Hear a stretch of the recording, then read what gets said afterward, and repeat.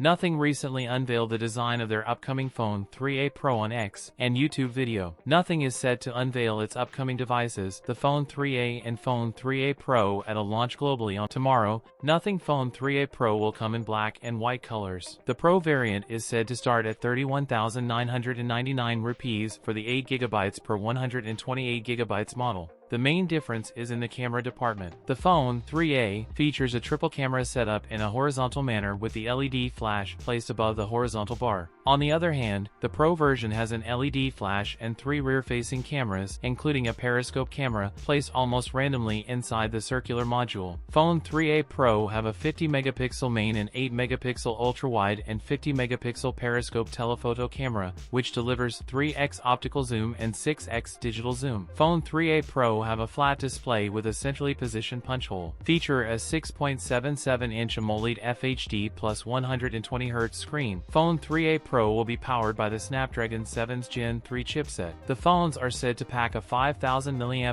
battery, support 50W fast wired charging. The phone 3A Pro can be priced under 30,000 rupees. That's it for today's video. If you enjoyed it, don't forget to like, comment, and subscribe for more content. Thanks for watching, and I'll see you in the next one.